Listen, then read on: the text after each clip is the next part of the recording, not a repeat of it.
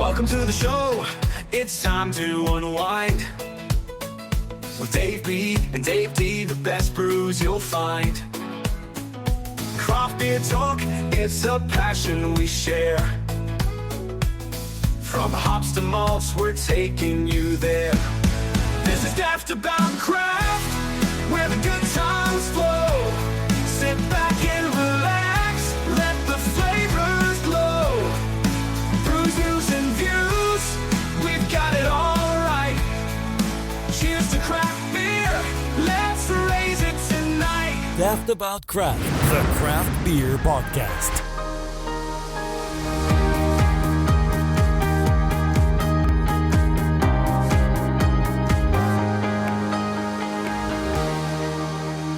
Welcome to episode 74 of Daftaboutcraft, the craft beer podcast. We're here as usual. It's me, Dave D. And me, Dave B. It's a bit of a scorcher, Dave, isn't it? It's been very hot recently. It hasn't eased up, has it? It's a very British start to a pod talking about the weather, but God, it is hot. We're not cut out for this. I love it like I think most Brits do for a few days, and now it was raining this morning. It was actually quite nice, and now it's hot again. And the reason I mention the weather is because we've got Hype or Tripe with a 10% Imperial Stout.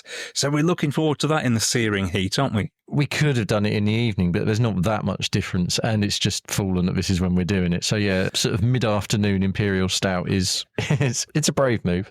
And it's an Imperial Stout from Welbeck Abbey Brewery in Worksop. There's a barrel-aged version and a non-barrel-aged version, and we'll be trying both of them, one each, to see whether it's Hype or Tripe. Our interview, it's a real cracker this time with Neighbourhood Brew Co. from Stockport. We really enjoyed talking to them, didn't we, Dave? Yeah, Jake and Corinne were lovely, and you'll hear it in the interview, but I got very into the beers, which I like to think I'm quite measured most of the time, but I was really enjoying what they were doing. Like, the beers are really, really good that Jake's brewed, to the point that as soon as they'd updated their web shop with a couple of others, I did place an order, and I've since bought beers with my own money off them because they're that good, which I think is a good endorsement. That in itself says a hell of a lot. When you've been sent beers from a brewery and then you love them so much you go back and buy some more. And probably I'll keep doing so, I think, because the one of their beers in particular, which we will talk about, Circles, is just one of those that I actually would happily have a fridge full of. Doesn't happen all that often. There's a few of them out there, but this is one. Excellent. So you'll be able to listen to Jake and Corinne a bit later on from Neighbourhood, find out what they've been up to, just celebrated their 3rd birthday and lots of stuff in the pipeline. We've got tried and tested, but we'll kick off, as we always do, with Brew to Me. Dave, where are you going on your journey on this occasion? We teased it a little bit on the last episode. This has probably been one of the most labour of love brew to me's that we've had. I'm in Chamonix with a view of Mont Blanc, in theory, from Big Mountain Brewing Co. They popped up on Instagram one day and I noticed it was expats doing the brewing. And I thought, well, okay, perhaps there's a chance, we've talked about how it'd be nice if beers from Europe would be easier to get over here. You had difficulty getting some beers over, didn't you, in the last brew to me from Belgium? And it's no easier from France, even though it's closer in theory. Fair play to Alex, who was my point of contact. They tried various ways. They tried to send them through customs and just got a battered box in return with the beers still in them. Then eventually one of the members of staff came over to Britain, posted some up, sent them to me in what was actually 2 beers go in a box of cat food, like a pack of 6 cat food. Amazingly, it's one of the most secure methods of travel I've seen for them. And so they finally got here, and that probably took about 4 weeks. So this is best before April next year, but as we do know, fresh hops fade fast. So I do just want to caveat that if this does taste a little bit, there is good reason, because it's not for lack of trying, but the beer's just taken a long time to get to me. Is that beer that's in your hand the one that came to England and then went back to France and then came back to England, or is it a different can? I think it's a different can. That's not actually been specified whether how well travelled this beer is, but it certainly made it over from France at one point. I love the idea that it's that same can has just been back on a tour of Europe. It's a New England IPA called La Voyage de Gulliver, and it's 5.8% New England IPA with Strata and Sabro, which is a pretty bold combination. It's nice can art. It is. I like that. That's cool, isn't it? It's got a bit of an 80s feel to it for me. Sort of retro neon type thing, but I like it. Let's see what the beer's saying. It's been sat in the fridge a little while because of the way it panned out. I just couldn't an arse of recording. They just didn't get on until this episode. Yeah, let's see. Oh my goodness me. That's one of the worst pours I've ever done. It's reminiscent of one of my pours, that is, Dave. Come That's on. terrible. Let's call it a European-style pour. I think even an European would be embarrassed with that pour. It is strawberry on the nose, which was described a bit from Strata. Given the hops involved, it's surprisingly mellow. I was thinking one of them's going to be dominant, and it could be a real big sort of flavour punch, and then it just depends if you like that flavour punch. This is actually really mellow. I get quite a lot of Strata, which makes it not dank, but not very fruity. It's heading towards earthy without getting there. And then probably the Sabro just lightens it up on the end, but I don't get coconut. Okay, which suggests the Sabro has been used quite sparingly then. Tell you what, the one thing, rightly or wrongly, I've picked out of this is, and we've said it before, and I seem to have a bit of a thing for it when we start recording. I would guess, because of where they are in the world, in the Alps, etc., the water must be immense. And this finishes so nicely, so smooth. I can only imagine what they're doing with their filtration or whatever, or the natural resource they've got on tap. The water quality feels really, really good. It stands out. I can tell you like it as well because you've just restocked the glass, so it must be going down well. It is nice. It doesn't taste a 5.8. I'd say it tastes a 5 something, but I wouldn't have it closer to 6, if that makes sense. I'd have it probably more 5. Lovely and full. I'm waiting to see if anything else develops in it. As I say, it's more Strata than anything else, but I don't necessarily mind that. I quite like Strata as a hop. So I'm happy. Well, let's have a listen while you sip away on your beer, Dave. Hi, I'm Jack Geldard from Big Mountain Brewing Company. We're based in Chamonix in the French Alps. We're an independent brewery making modern beers inspired by the mountain lifestyle that we find here in Chamonix. We've sort of created a mountain sports community around our brewery and around our tap room. We started small, just a double garage and a few 10 hectolitre tanks. The brewery was at the bottom of the mountains called the Druze, our favourite mountains here in Chamonix. And that's now the image of the Druze is on all of our core ranged labels. Over the past 7 years, we've grown from a super small microbrewery into a regional brewery. We've got a big, busy tap room in the middle of Chamonix. We sort of focus on modern beers, the focus on flavour and freshness. The beer that we sent to you guys is one of our limited edition hazy IPAs. It's called the Voyage du Gulliver, Gulliver's Travels. And it's a bit of a journey in a glass. So we used Strata for like deep, funky notes, strawberry and melon. Paired it with Sabro, which brings a sort of hit of creamy coconut and tropical fruit.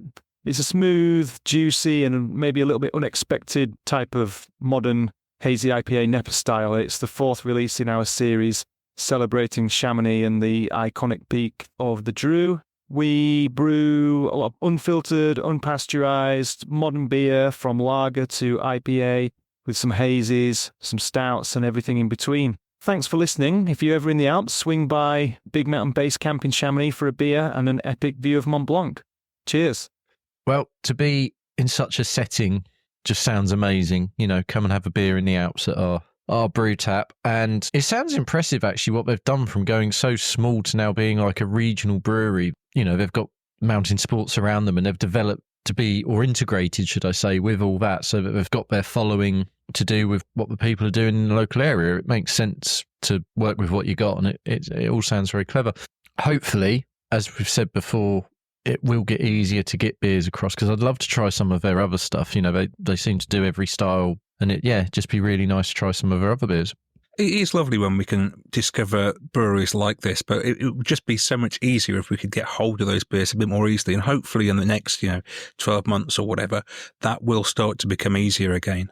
I don't know about you. There are breweries popping up in Britain still, but the rate has slowed quite dramatically. We're still obviously finding people, and people are coming to us and telling us about themselves if they've been going for a few years, which is lovely. And please keep doing that.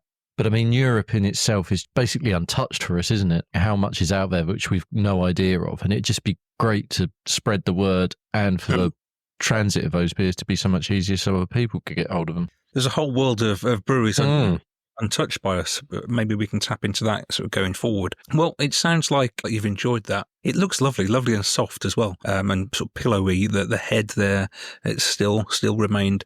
I do have another can. I can send one to you. No, it's only fair because it's such a labour of love that they got the beers to us. So I'll add that to your box. I'm going to move on to my beer now, and I'm not going to Europe. I'm going to Scotland. And it fascinates me that we can still find little breweries in Scotland that we've not heard of. We've had quite a few on the podcast over the years. This one is from Glasgow, and it's called Mains Brewing. Ever heard of them? I hadn't until you did this, and then as part of a box you sent me down, they featured in that. Yes, So I've actually had a beer from your brew to me before you, because I knew I was all right to have them, but I wouldn't have had them without this feature, which is great. Lewis up there in Glasgow sent down 2 beers, his wheat beer and his Belgian single. And I've gone for the wheat beer. Just fancy it in the heat today. I think it'll get out really well. And I'm going to go straight in, unapologisedly so, because I'm thirsty and I want a beer. The wheat beer is the beer I had as well. He describes it as a summer smasher. And it is very, very drinkable, I'll say that. Yeah, you're not really... I mean, you're coming up for air between between sips here. I'll have a few more sips in a minute and appreciate them a bit more. He says with this, there's sort of a white pepper aroma and a bit of wheat beer sort of backbone to it, although not huge on the wheat beer flavour. Yeah, wheat beer should be a bit more lemony, coriander-y. This was made with wheat from Fife, by the way. Nice. It's more loose use of local ingredients, which we seem to hear more and more about. What are you making of it?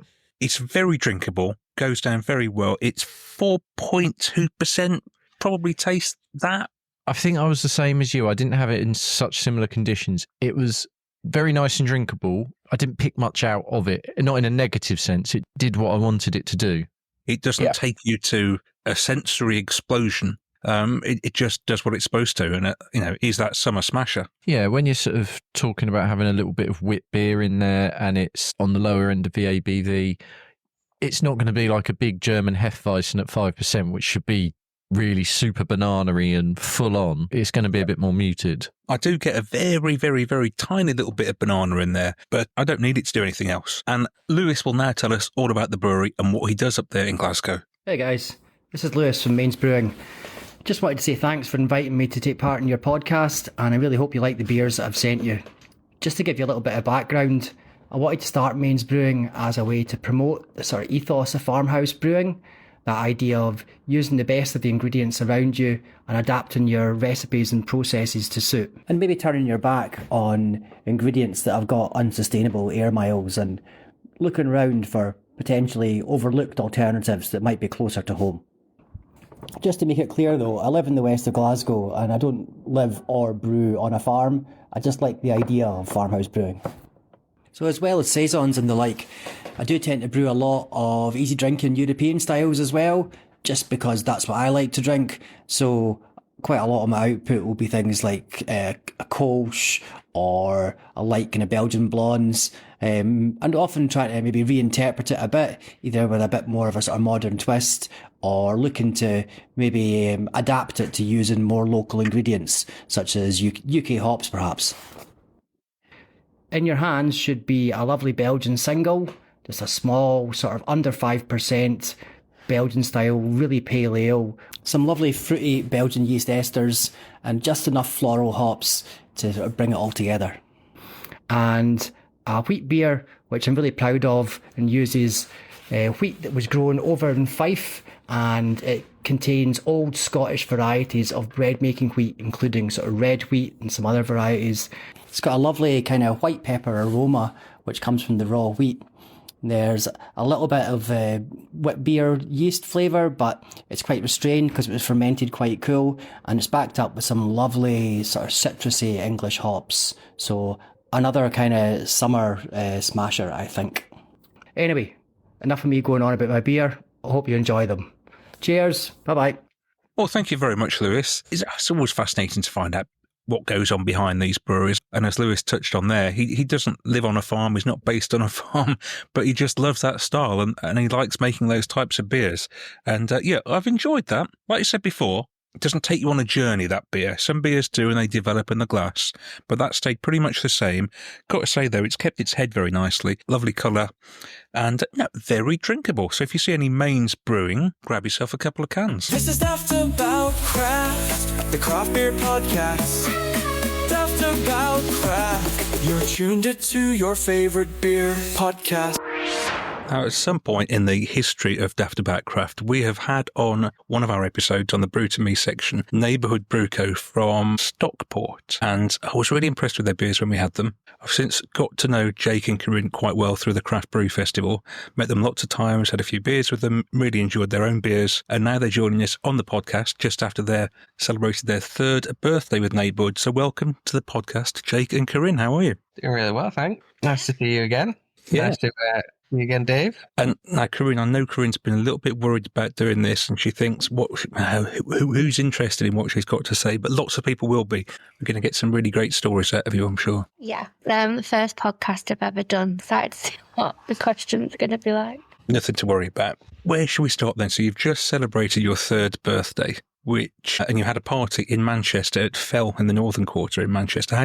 Let's start there. How did that go? The party was great. We've always really wanted to celebrate when we've hit year milestones. We've actually had I don't know if we did a 1st birthday, but we definitely did a 2nd birthday and a 3rd birthday party. And it feels like a really big milestone, especially when you started something yourself and from scratch. It's something you really want to celebrate. It started off as like a party for us, really, didn't it? And we just wanted to arrange to go somewhere where we could have a bunch of our beers on the bar and invite friends and family to come down and enjoy the beers. And then why don't we just invite everybody? Because, we don't get to see a lot of the people drinking our beers, really, because we don't have a tap room or anything. Just going back, so what happened 3 years ago? How did Neighbourhood Brew Co. sort of come to fruition? Quite a long story, so I'll try and shorten it a little bit. Jake had been brewing for about 5 years at that point. The moment he could brew, we knew we wanted to start a brewery and have our own business. And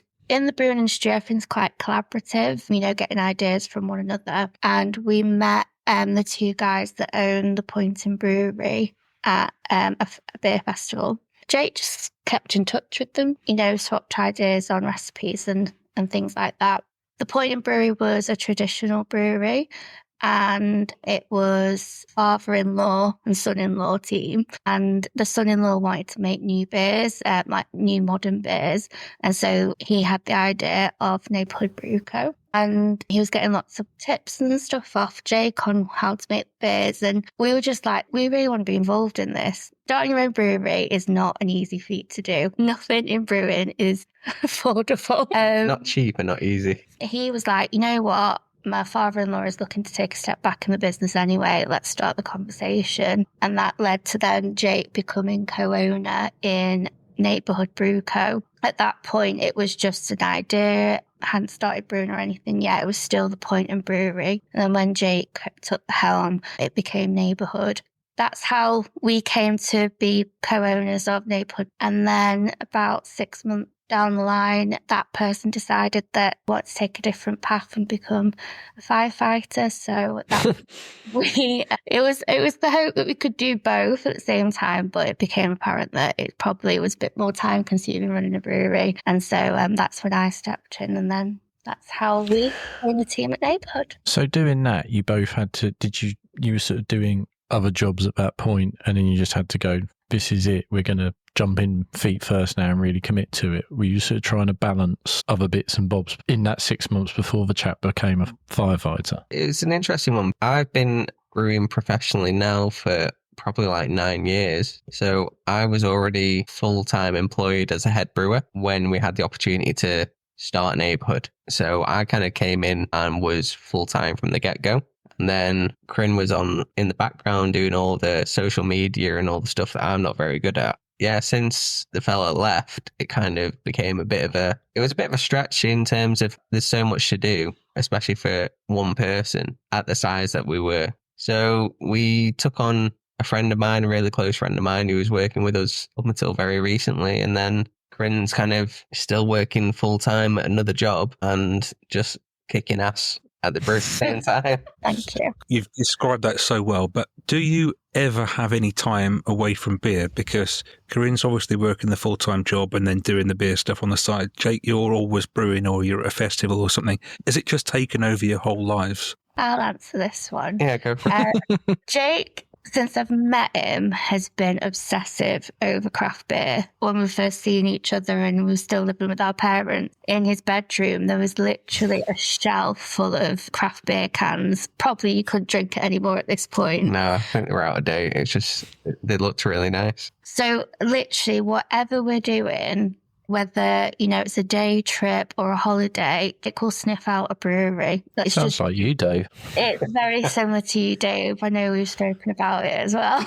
Do you give Jake grief for this? I think it just became a bit of a running joke with friends and family in particular. They just can't get over how... It's more of a case of like, everyone asks, which brewery did you drive Jake home from on holiday? Yeah. And then also, when we first were starting Neighbourhood, and it's obviously really full on at the beginning, we had a weekend off, which is still a very rare occurrence now. And he wanted to go to a brewery tap room, and I just couldn't believe it. But no, it's just very much part of our lives, and I absolutely love it now as well. And we just genuinely enjoy it. So best of both worlds, really. It helps when both partners have that beer interest, doesn't it? If you didn't have it, Corinne, that'd be a bit of a nightmare. I didn't have a choice. No, I'm joking. I'm really glad that I did have this way of getting into craft beer. Honestly, if it wasn't for Jake, I don't know if I ever would have been a beer drinker, but that all rolls into what our outlook on beer is now and what we want the brewery to be for people. There is still an old hat approach to what people think beer is, and it definitely isn't anymore.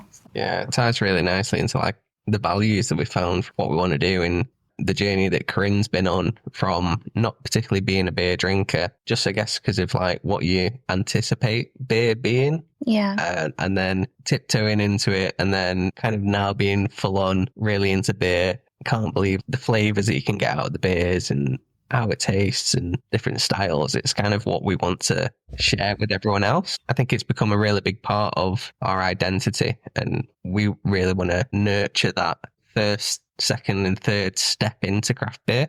It's somewhere that doesn't get a lot of recognition, and all four of us sat here right now have all had those 3-4 steps. Yeah, no, so it's a fair point. So we've talked briefly about them there then, but so I guess if people are going to have a neighbourhood beer, what should they expect? What do you want it to give to them? There's certain things like we want the beer to be able to do. We want it to be really premium quality. Like, we want you to taste it and be like, this has got thought behind it and it's been brewed very well and overall like super well balanced. We want to craft products and beers that you want to go back for more because it's that good. We want to make something that is informative. We always try and explain styles and such on the cans, but also something that's going to satisfy a beer nerd, but also someone that's just trying it out. You know, if they think this looks interesting, or I like the look of the can, which is like how I started drinking craft beer.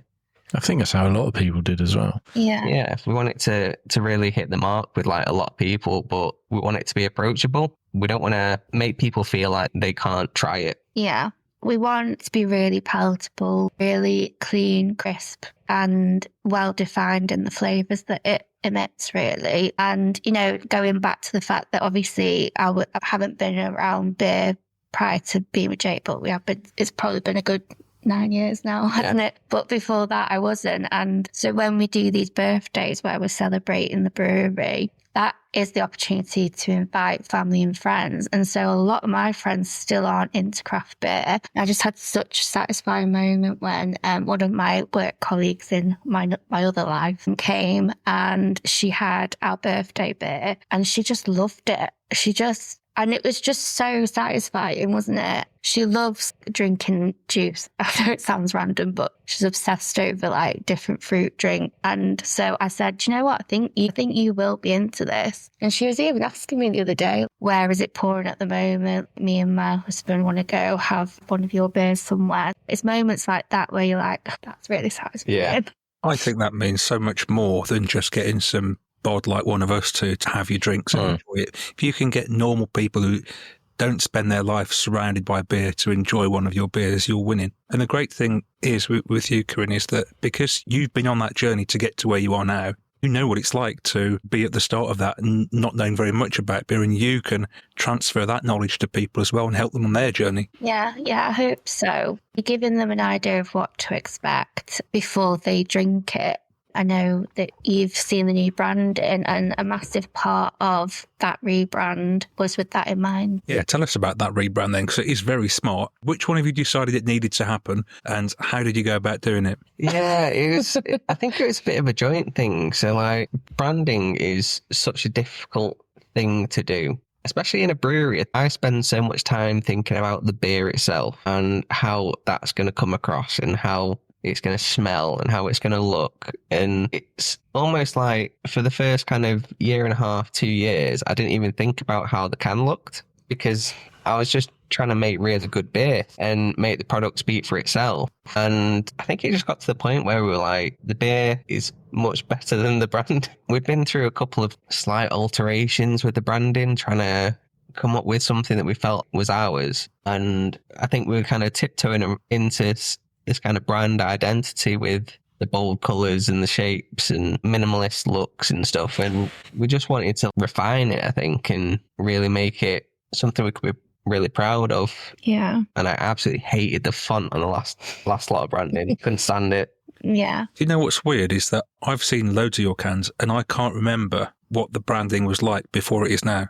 Totally forgotten. So it's worked. And I'm a different pair of eyes because I've not seen it because it doesn't get down to Suffolk as yet. Hopefully you have nationwide ambitions. For me, looking at it all for the first time when Dave sent me the cans that you kindly sent to us, I think the best word I can think for it is slick. It's minimalist, which is what you said, Jake. That's spot on. But it does stand out without being minimalist to the point of fading into background. I like it. I could see them on a bottle shop still popping out against everyone else. Oh, that's lovely. That's lovely Yeah. to hear that feedback. I think a lot of things happened at the same time at this rebrand stage. You can't help but compare yourself. And it came at a point where we were like, right, we've nearly been at this for 3 years now. And we're very much of the generation of once we start something, we want everything straight away. But we've realised that we needed to go on this path and the journey the way we have for us to realise what our brand identity is, what our identity is, and what we want people to buy into. And I think eventually we realised we do want it to be really refined. We want it to be very clear. And it comes back to this word like accessible and making beer accessible. And that's why having the tasting notes really clear on the can, I think, is just that part of us trying to catch people's attention of what beer can taste like and defining what the style is on the can as well. So people know, right, okay, tried this from neighbourhood. What other breweries do this style of beer? And, just start the journey off that way. And I know for me, even now, when I'm looking at a menu board and you see 2 pale ales and an IPA and a stout, you just think, well, how do I know which one I'm going to like? And that's when you do go back to like the breweries that that was a massive part of the rebrand as well. And it's worth saying that, you don't just concentrate on pale ales, you do the whole spectrum. Yeah, I like to keep it fresh. We're really fortunate. We're not a massive brewery, so we're probably brewing about 900 litres per batch. And it gives you that ability to chop and change quite a lot. And I mean, we've noticed in trade as well, being a direct-to-trade brewery, there's demand for fresh and new and what have you got now, what's next, and that sort of thing. And it kind of suits me quite nicely because I like to chop and change and make new things. And it's learning your ingredients and learning how they interact with each other and then throwing something new in there and seeing how that messes everything up and what that can do and how it can elevate. And yeah, so we make all sorts of new stuff all the time, from like copper ales to sours, pale ales, IPAs, stouts. Yeah, we're really trying to. I guess it comes down to me getting bored of making the same thing. I was going to say this. I mean, if you're just hanging around making pale after pale and just tweaking it up a little bit, it must get boring, doesn't it? Yeah, I always feel like if I'm making a new recipe, I either want to change something enough to learn something, or having learned a lesson from something before, change something that I'm going to see a very visible difference. And, the aim of the game is if I can make a beer and release a new beer 2-3 times a month, I'm hoping that beer is going to be better every single time that I make it, whether it's a new beer or not. Yeah, I think there's a lot to like refining your trade and not sitting on your laurels. And I made this really good beer once and I'm going to keep on making it. And I think with my background as well, I used to where I used to work, we used to make a lot of beer, and it was super repetitive. I'd make the same beer over and over and over again, and there wasn't much creativity in it. We've had that before with people who do that sort of shift contract brewing where you get a recipe and you have to follow it on repeat. There is, of course, a place for that. But I think if you really, really want to be a brewer, and I'm probably slightly casting aspersions, you do get bored of that and you want to brew something different because you're just like, well, I'm just not doing a job, am I?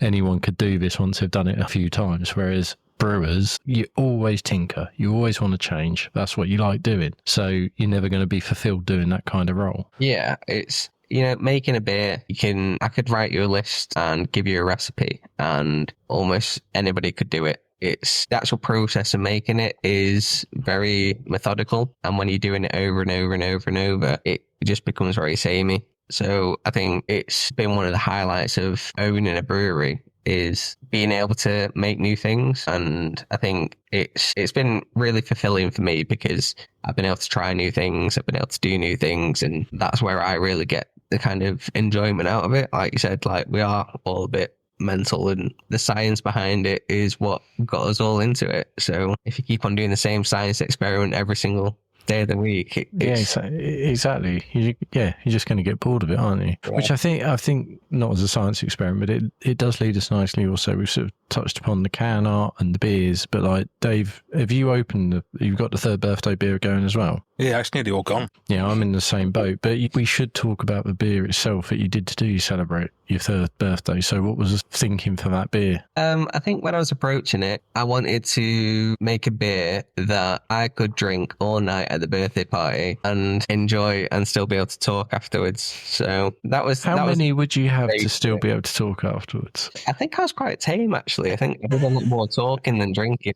Yeah. It was probably lucky. We aimed at a 5%. Nice, middle of the road. There was a few hops that we'd used throughout the year that really stood out. And I was like, we'll chuck these in.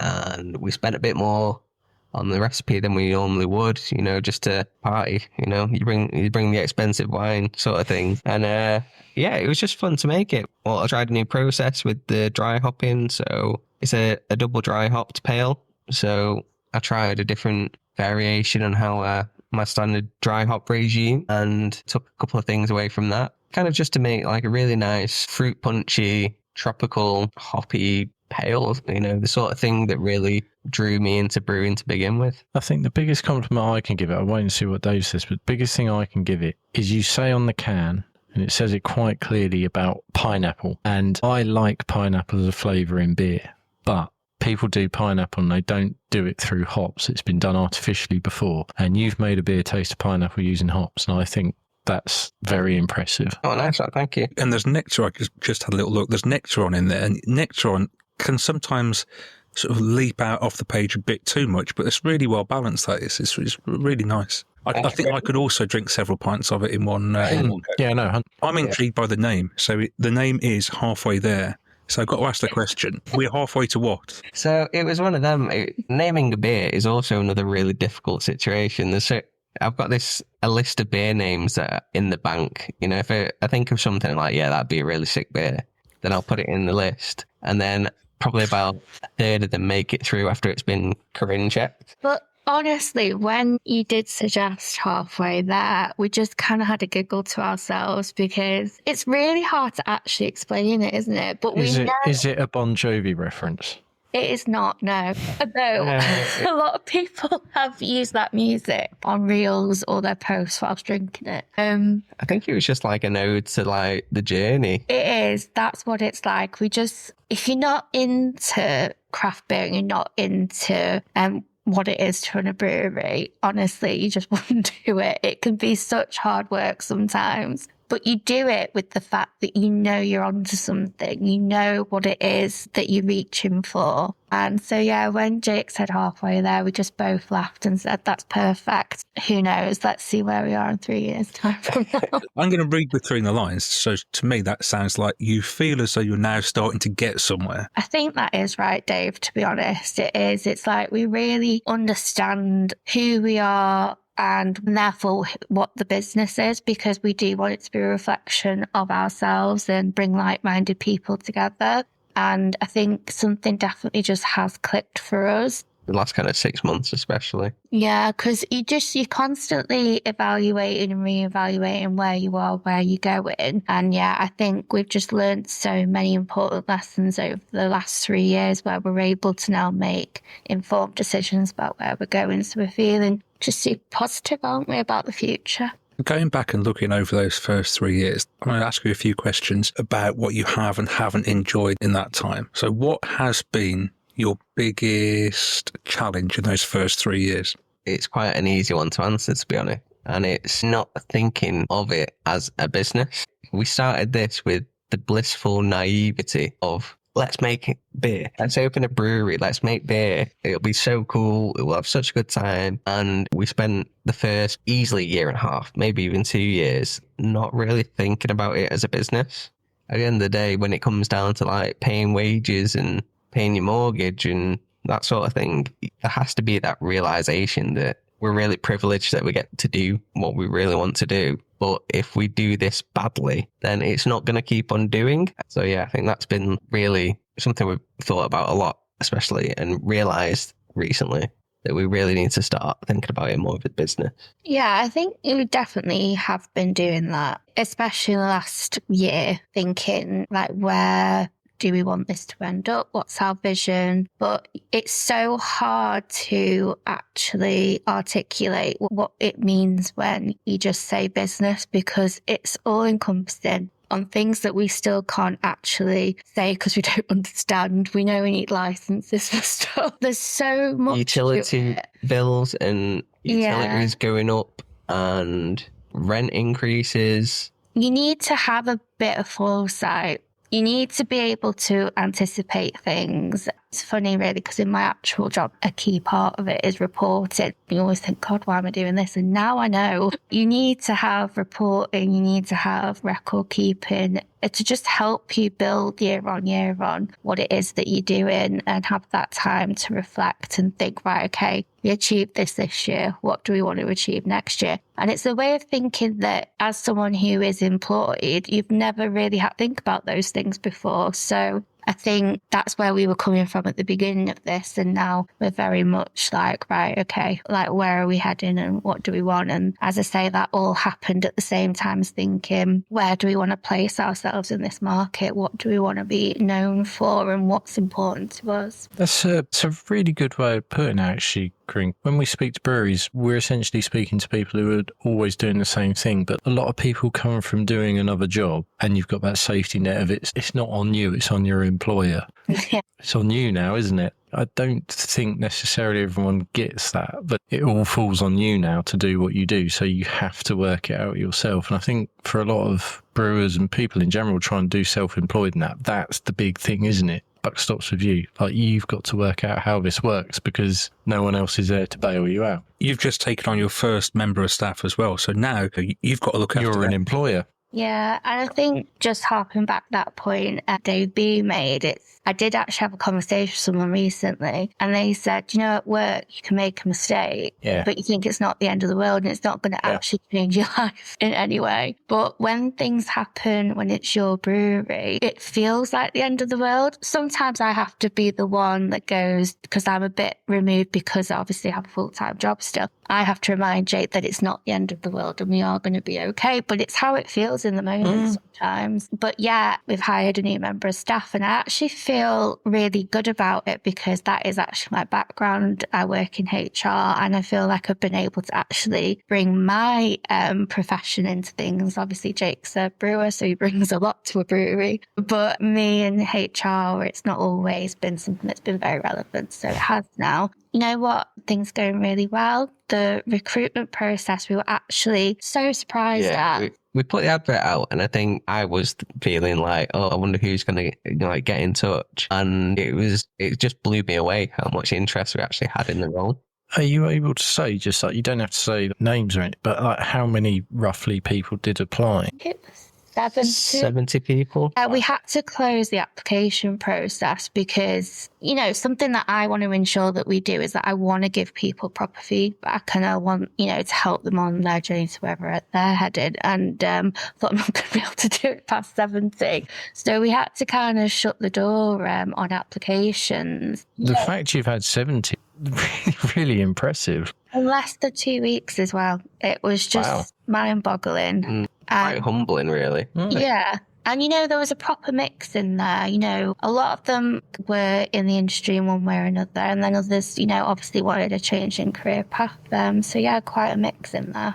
I wonder what it was that was drawing them in. Does every job in beer attract that many applications? I don't think it does. I don't know. It's a difficult one. It is a difficult one. I definitely don't think we expected it. I don't think we anything anywhere near that kind of many applications. The caliber of the applications as well. Like, there were some really, really good candidates. It's almost difficult to just take one on at the end of the day, because you're like, well, there's a lot of really good people here. I mean, we're really happy with who we have taken on, and she's absolutely flying, and I think she's going to do really great things. And it was a big decision for us. It's always one of them. You can always say, well, this person, they've got this, so it could, you like speculating a lot. But we knew that we needed this person to be a strong individual, to be able to join such a small team like ours and make the difference that we decided to hire someone to do, basically, and not do it ourselves. Had she had your beers before she joined? yes, she had. Yeah. Feels like it was a bit of a win already, because we've sort of found, we've talked to other people before, and when they've taken people on, they've always been like, oh,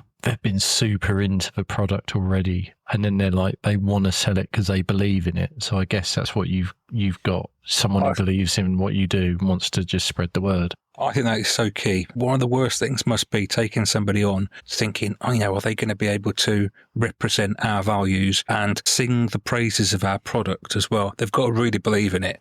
And it sounds like she really does. In fact, I know she does, because I watched her selling your product at Sheffield Craft Brew Festival just the other week. And, you could see how enthusiastic she was about it. Yeah. We've had other people working with us in the past, but we've never had someone like full-time, full employee. And there was a long time where these people that were working with us and helping us out were friends, and it's almost like you don't want to let anyone outside the bubble in case they don't like the bubble. So that makes sense. Yeah. It took a lot for us to go external and really kind of be like, all right, let's see what's going to happen and let's see what the response is like. And yeah, it was just super humbling. And as a brewery without a tap room or without a bar, you end up with this kind of disconnect between the drinkers and yourselves. We try to mitigate it, so we do a lot of pop-up bars and stuff. But it's almost like you're putting this thing out there without anyone saying anything. When you create an echo and it echoes back to you, there's no echo back. You're like putting it out, hoping for the best, and then I think getting this many applicants for the role was really rewarding for us, in a sense, like what we're doing, people are receiving it. And you're doing something right to get that amount of interest, aren't you? Yeah, so it was really nice. It's also just worth saying, obviously, unfortunately, Dave is only allowed one can tonight, and he's had his birthday can. That's it, you're stuck. Now, Dave actually told me off, which he doesn't do very often, but he does do from time to time. You very kindly sent us some beers, and I'm a bit annoyed. I tried Circles, and Dave was, you can't have that. We haven't had the interview yet. And Circles was mega. It's honestly, I keep thinking about it. It's one of my favourite beers I've had in the last few weeks. Wow. Oh, amazing. It was really, really good. And I know it's just, it's Citra dry hopped, isn't it? It's nothing fancy, but oh my God, it's done so well. And I had one can left. So while we've been talking, I've also cracked on with High Dive, and High Dive after halfway there is so different, and I really like the fact it's almost savoury. Yeah. After halfway there. Yeah. Yeah. And I really like that. I really like the fact that your beers are so different, because I've had 3 and they're all so discernibly different, and I think that's a really good mark. Yeah. I don't like the idea of making 3 of the same. No, I can tell you're not using the same 3 hops and just doing different ratios. Every beer is different. It really shines through. Yeah, and I think I've got a bit of a soft spot for High Dive as well, because High Dive is one of our core beers, and I'm super happy with it at the moment. I think for a 4%, it punches way above that. Yeah. Not necessarily it's going to get me drunk in that sense, but it punches, like the flavour and the fullness of it is really high for 4%. Yeah, I'm really, really happy with it. There was a lot of tinkering with that one when we first started going, and I think we've really nailed it down now. And it's interesting you noted on the savouriness of it as well, because it's one of the aspects of it I really like. And I think it kind of builds that base for all those tropical fruit flavours to kind of dance around. It makes me want to have crisps with it, this beer. I really want a snack with this one. Whereas like halfway there I got the pineapple and the stone fruit, and now I kind of want something just to snack on to have with these. Like some roasted nuts would be perfect, like that kind of thing. I've got to drive to an airport after we've had this interview, and it's about 3 hours away, so I can only have the one drink. And I'm so jealous because I'm watching Dave. I'm watching all three of you swigging your drinks and absolutely loving them. And I'm sat here with an empty glass now. I can't have any more. You told me off when I had circles. I did, and you can see why now. Yeah, because I and as I say, I stand by it. I had it, and I keep thinking about it. I was like, I want to order some more of that because I really want a fridge full of them. I really, really like that, and I don't. And Dave will back me up. I don't do that. I don't necessarily want the same beer that much. Oh, that's really cool. Thank you. Yeah. And I think as well, it's so nice to like have Jake hear that from you guys, obviously are fans of beer, because I've always said the number one thing for me is that I just think Jake's such a talented brewer. I love it. I love the beer. I just genuinely do. Corinne, this is one for you. How does Jake deal with receiving praise off people for his beer? I just don't think he ever quite believes it. He's so self-critical when it comes to beer and brewing in general. And, you know, he is a perfectionist, but he's so creative. Like when he sets out to make a beer, it's like he knows what he wants to get from it. He knows the taste. He just knows like the drinkability of it. And most of all, what would I want from this and what would I like? And yeah, he made a sour once, and I swear to God, if he could have slept at the brewery, you know, just to keep an eye on it and to make sure it was all going to be fine and dandy. And there were moments where he was just like, I just don't know if it's going to turn out how I want it to. And then, I mean, we've only made 2 sours today, so I don't know if this is such a thing, but it was our best performing sour that we had. But honestly, the praise and the feedback on that sour, we actually poured a bit at the Craft Brew Festival, didn't we? And it just flew out. Did you pour that at Manchester last year? Yes. Yeah, I remember it. I don't remember that many beers from the festivals because there's so many there, aren't there? You know, and they all sort of meld into one after a while. But I do remember having that. Yeah, and it was called Far From Home, and we've decided to make like. I think you mentioned it on the pod, Dave. I think you mentioned Far From Home. A name rings a bell, but you might have said in your tried and tested that you enjoyed it when you had it at the festival. So we're actually about to brew the second iteration of Far From Home. I quite like the name Far From Home because it's so far from like our kind of what we do in our wheelhouse of our core beers. I think the first one was cherry, blackcurrant and blackberry fruited sour, and this is going to be a pineapple, peach and mango sour. I'll leave that one to Dave, but it is worth asking. So obviously there's a sour coming. What else have you sort of got in the pipeline? What are you sort of planning to brew over the next few weeks and months? We're actually doing a couple of rebrews. There's some beers last year that we brewed that just went down so well that I feel like it would be a shame not to bring them back because we've got so much demand for them. Funnily enough, Circles is one of them. So we're definitely going to be rebrewing Circles. I am placing an order of probably at least 4 Circles. I think I'll either do it tonight or tomorrow morning. Amazing. That's great. So we've just rebrewed another one, Same Old Story. That's what we're drinking right now. It was canned yesterday. And then I think we've got doing an Aussie Pale coming up pretty soon. I'm just a really big fan of Vic Secret. I think I'm just going to have to wait until you brewed all these and then you tell me when they're all ready and then I'll do an order. Because, or you could drip feed me and I'll just keep placing orders by the sounds of it. We'll start putting the teasers out soon. Is there any one particular thing that keeps either of you awake at night to do with the business? What do you worry about the most? I am awful for overdue invoices. As in people owing you? Yeah, it's the bane of my life. And it just always has been. It's looking into the abyss, right? I know. You got me going now. The next 45 minutes is going to be about overdue invoice. Yeah, I think generally it is just the balancing constantly of, you know, things that we want to do. And then obviously the money coming in with the overdue invoices, you know, cash flow is definitely. Cash flow is king, isn't it? It's so hard when you're doing your bit and you're like, pay me. But then if someone else does it their way, and you're like, well, you can wait a couple of days, and that's what everyone does. It doesn't make any. It doesn't make it. Like, Yes, that's my bugbear. I won't go any more into it. But I'll be here all week. I think if someone's paying within, depends how long you set them. If you give them a week and they pay within a week, happy days. And if you have to nudge them and they pay, fair enough. But if it starts going 2-3 weeks, then Yeah, definitely.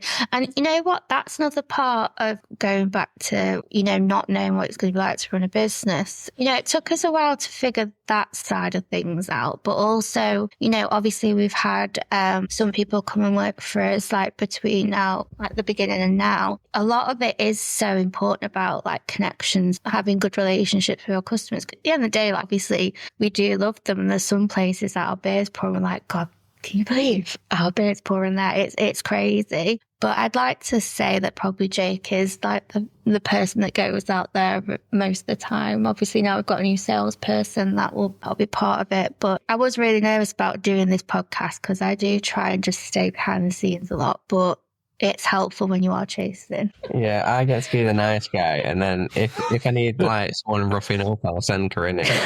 that makes sense.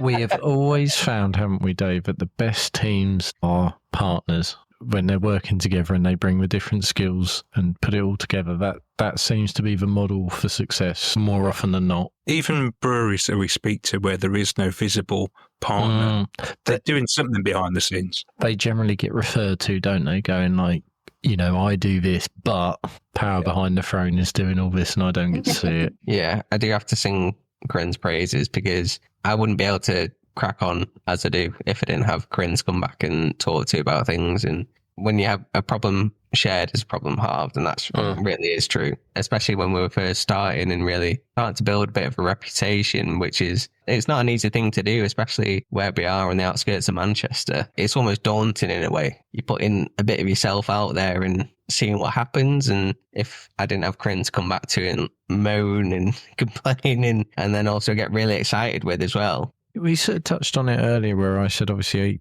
down in Suffolk, I don't necessarily get to see your beers yet. Is that something you're sort of hoping to do to sort of extend beyond Manchester and try and get a bit more nationwide? Yeah, we were really lucky last year. So we were invited to be part of Collabogeddon with Elusive Brewing. So it really opened our eyes to kind of looking for things a bit more nationwide. So, right now we kind of we have been focusing on like direct delivery, and that has ended up being like Manchester, South Manchester mostly, but we are starting to get drips and drabs going nationwide now, which has been really, really nice. And it's definitely something that we want to start doing more, and we want to start working with some more wholesalers and really make it more accessible, because I think that's the most difficult thing is getting the beers down south, is having a steady supply of it. I'd rather, if it was coming down to you know that, or maybe at least in like the next couple of weeks, 3 weeks, 4 weeks, you'd be able to find it again. I think it would be good to like just explain that the logistics of it is not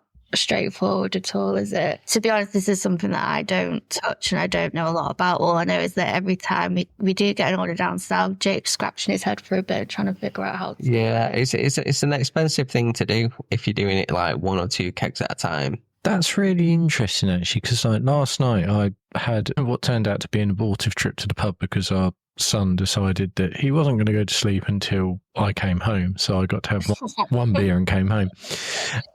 But I went to a pub just over the way for me in Ipswich, and there was a Docks beer on cask from Grimsby. And I thought, crikey, that's made a trip down. Like, I don't see Docks down here, so I had it and it was fine. But like, it's interesting to think that, like, to me, I've just thought, oh, great, the Fat Cats looked out a little bit further and got a beer from Grimsby, but they probably got, I don't know, but I probably do know, they got one cask of that. And for you guys, that's actually perhaps not cost effective. Just if someone goes, oh, I'll have one keg, and you're like, great, by the time that gets here, like, I've probably lost money. It's a difficult one when things like that come in. So like we're really open to it.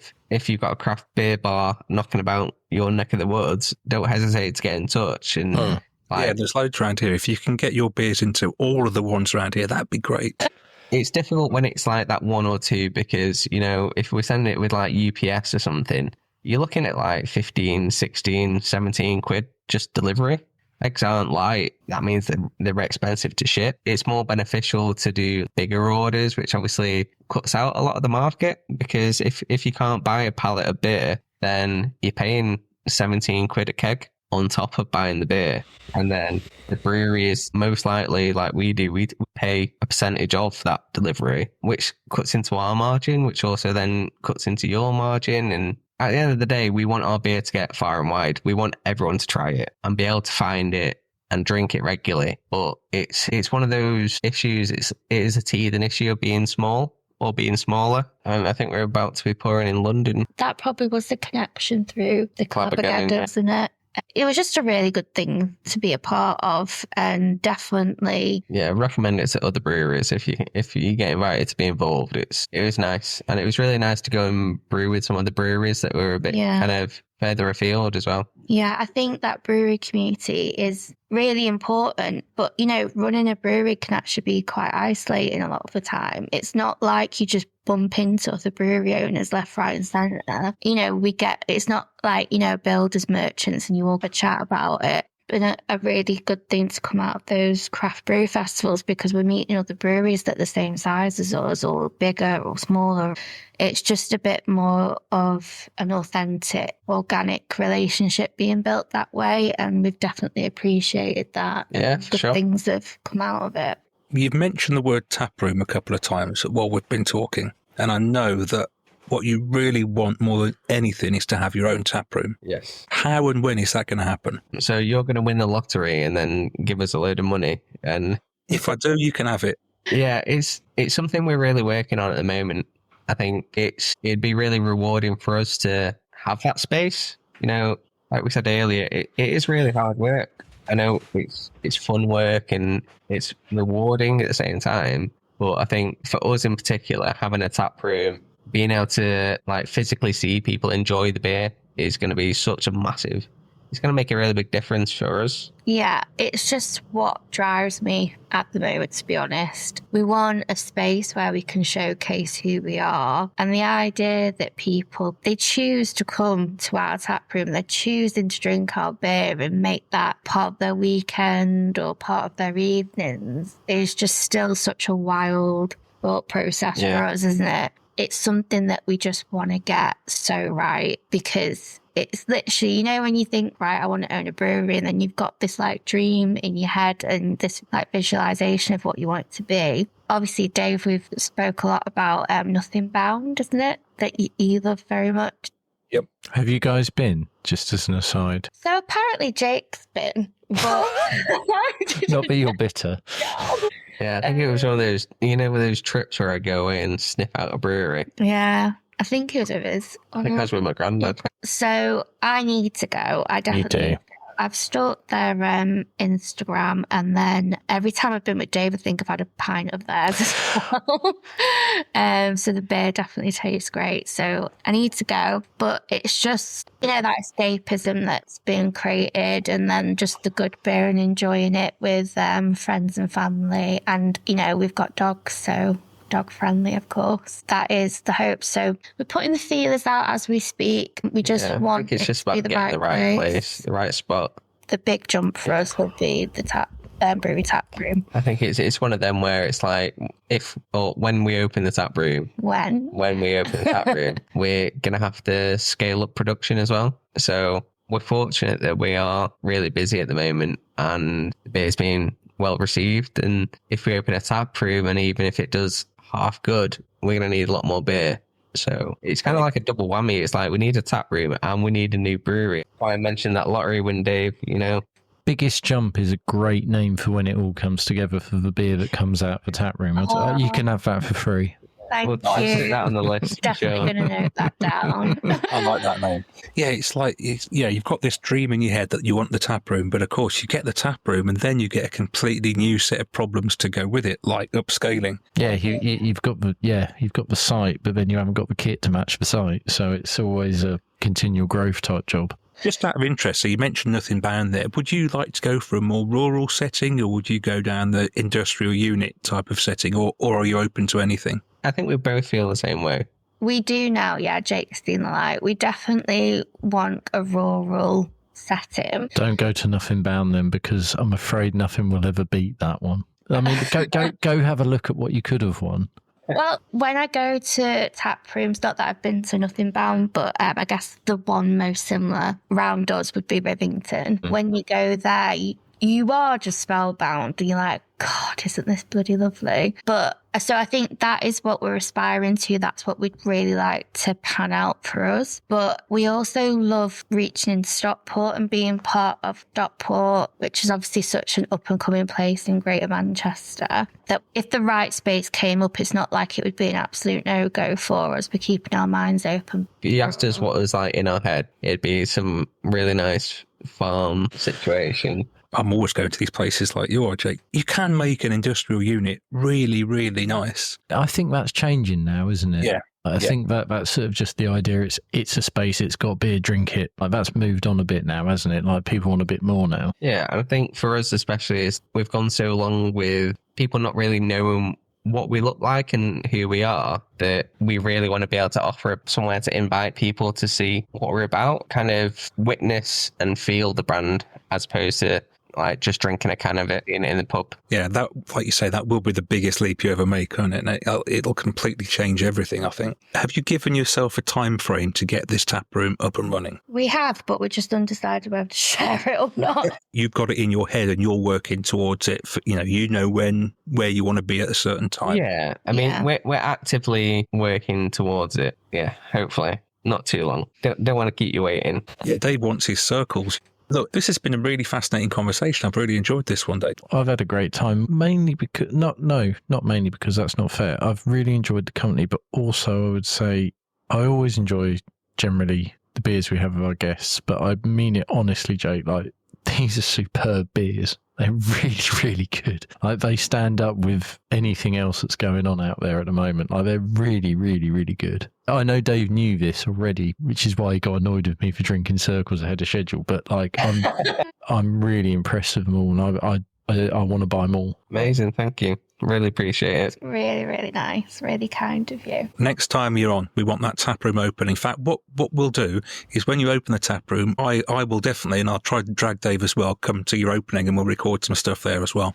Well, as long as you're not like, I don't know, being like super organised and doing it within a year, like, I'll have a chance. Like, the 2-year-old will become 3 and I might have a chance to actually get out. So, and you can take the dog. You can take the dog as well, Dave. Yeah, Otto could meet Otto. Yeah.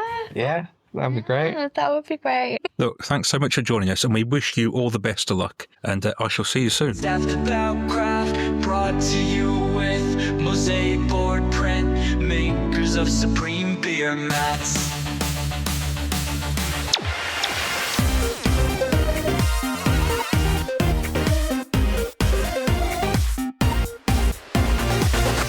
On every episode, we have a little feature called Tried and Tested, where we just talk about the beer we've enjoyed the most since our last episode, since we last spoke to you. Dave, what is your Tried and Tested this time? My Tried and Tested goes with an order that I placed from House of Trembling Madness in Yorkshire.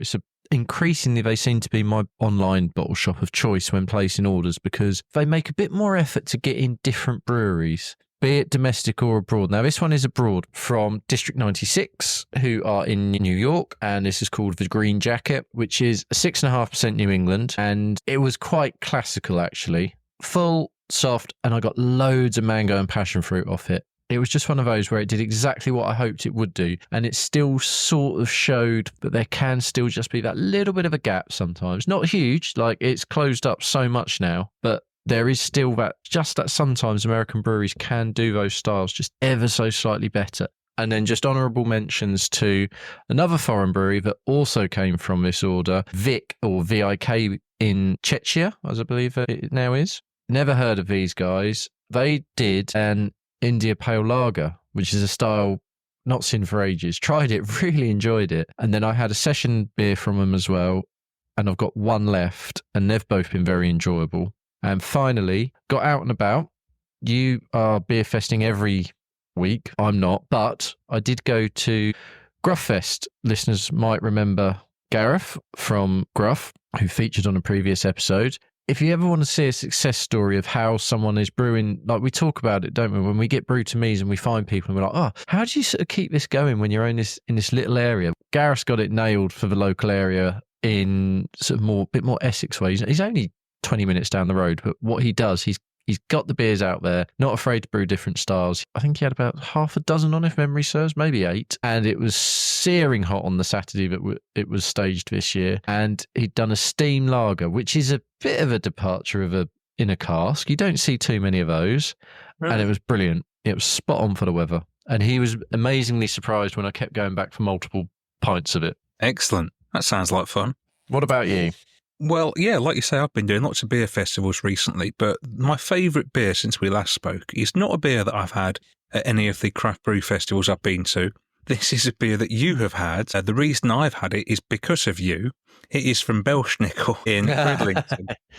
And on our last episode, we touched on this. Dave had a beer called Vunch Punch from Belschnickel in Bridlington, and he loved it. And he felt as though I missed out. And the guys at Belschnickel heard this and then sent me a bottle of the 5.3% Lambic. And I had high expectations of this beer, and it did not disappoint. It's just superb. So good, isn't it? Sometimes before you open a beer, you think, I'm going to love this, I'm going to love this. And if you've got those high expectations, it's easy to be disappointed. I wasn't disappointed.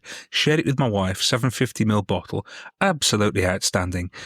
Earthy, funky, fruity. And there's a reason why it's got 4.78 out of 5 average on Untapped. And that's because it's fantastic. Very, very good.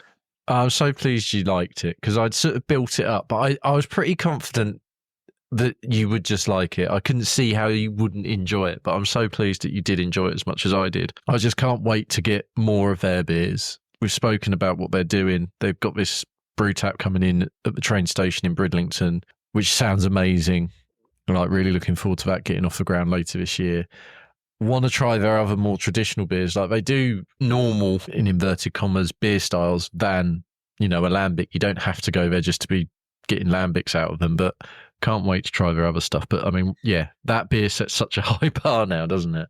Yeah, I mean, they've got to really produce the goods now based on that. But yeah, hopefully they're going to open their buffet tap room in Bridlington this summer. And if they do, I'm going to be straight on up there. Can't wait for it. And now it's time for Hype or Tripe. A few weeks ago, I saw a beer on the social media and I thought, I want to get hold of this. And it was a beer called Grand Duke from Welbeck Abbey in Worksop. And we got in touch with Ellie at Welbeck.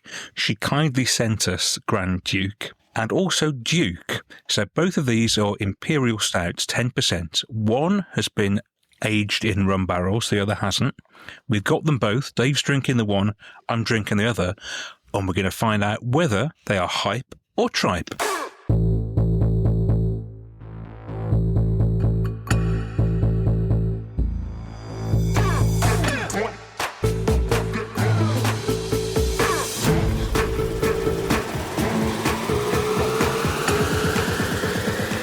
Now, I'm very excited about this, Dave. I've got high expectations.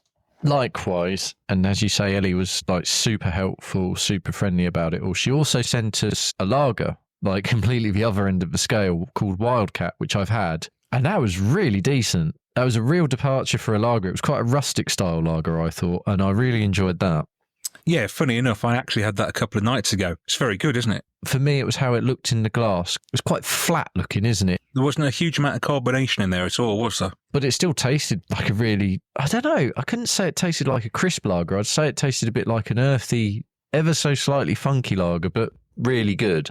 But what we'd been saying in the lead up before we had these beers is they reminded us very much of Durham. We were fairly blown away by their beers, actually. And what they were doing in terms of mixing up styles. They're featured on your Tried and Tested when you dug out the Date and Honey so not too long ago, which I've still not touched. And now we're faced with these beers, which I just get similar vibes from them. Like the artwork a little bit and just what they're doing and everything. So yeah, I'm really excited. If they're half as good, they'll be great. So these two beers we've got, they're both in 330ml bottles. And it is £6 for a 330ml bottle of one of these. They're both £6, which I think is pretty decent. Probably, Dave, you should go first because you've got the non-barrel aged version, which is still 10%. Yeah, and it's worth saying these are both limited edition and strong roast character, alcohol warmth, typical of the style which was developed to travel from London to St. Petersburg. This is the theory behind them. I'm just reading the marketing pamphlet that we were sent as well. So, as you'd expect, pool's dark. No real head. Like, there's not a lot going on there. What's interesting is actually this is Welbeck Abbey's very first Imperial Stout as well. I get a bit of coffee and a bit of roasty on the nose. It's not like super strong. You can tell there's not going to be any lactose in this, I don't think. Does it smell boozy? It does smell a little bit boozy, yeah. Tastes boozy. Why? Yeah, okay. That's just what you want at 25 to 4. Yeah. Oh, that's punchy. That is punchy. Here's a 10% Imperial Stout. It's exactly what it is. It is traditional. There's that sort of thing, isn't there, where you get those Imperials which are rooted a bit more in the Russian style and they don't have any bells and whistles to them. It is big booze, slight roastiness, slight coffee, but not OTT, alcohol warmth, that's coming through. And I'm finding that if I'm going to have a big stout, this is the sort of stout I want more and more. I don't want marshmallows and fudge in it. Yeah, I know what you mean. I feel like there was a phase where I sort of went through wanting those sorts of beers, and now I'm with you. I don't necessarily gravitate to big stouts that much anymore. Same here. I've got loads of them still to be drunk in the fridge and on the shelves. You know, they're not go-to beers, are they? No, and I think when we get people like we had Breakbeat on, and he just nails the style and does different things with it, and you get a beer like that and you're like, okay, yeah, I get this. I can enjoy those, and then I don't need to have them for a few months. And it's those ones that sort of get chucked out almost in between where it's XYZ flavour, and I'm just, those don't really do a lot for me anymore. I feel like they need to be put together with a bit more thought rather than just like, oh, we've made a big stout, it's supposed to be chocolate flavour, and you sort of think, it's either going to be liquidy chocolate or malt, isn't it? Do something that means something. I think as time goes on, what we're both finding is that we want more authenticity with our beers. We want them to be more true to the actual style. Yeah, I think that's fair. Right. Come on, don't leave me hanging here. Like, I poured mine out at roughly the same time as you. So it smells incredibly boozy for me. Same as you. There's not much carbonation in there, not much head or anything. The rum barrel is right there. Now, the tasting notes say that bold licorice flavours, and absolutely that comes through to smell. Worth saying as well that the rum barrel that had been used is from their neighbours. It's not it's not going to be a barrel that's come from like somewhere else in the world. It's Dropworks rum. Dropworks, yeah. I don't know whether it's a warning or but they do say this is not for the faint-hearted. Let's see. Oh my goodness. It might be 20 to 4 in the afternoon. Very nice. That actually, it smells more boozy than it tastes. Those licorice flavours come through. The wood aging, there's notes of that in there. I like that a lot. It's quite warm up here, and I left this bottle out, and there's a real warmth to the actual liquid, and also it gives you a warmth on the inside as well. I've got that too. Mine's becoming a bit more almost. It's doing sort of tannins of red wine. It's sticking around to my mouth a bit, and it's becoming almost a bit leathery in a good way, I'd like to point out. Isn't it interesting? Because obviously if it weren't for the podcast, we wouldn't be sat here on an afternoon necking 10% Imperial Stouts, but we are, and it's fine. It's going down very nicely. What I'm saying is it doesn't have to be bonfire night or Christmas in front of the fire to have a stout. And our mindset, we think this because we often don't have stouts at this time of year. Our mindset tells us, no, you drink lagers and pales and sours at this time of year, not stouts. And it actually, drink stouts is fine.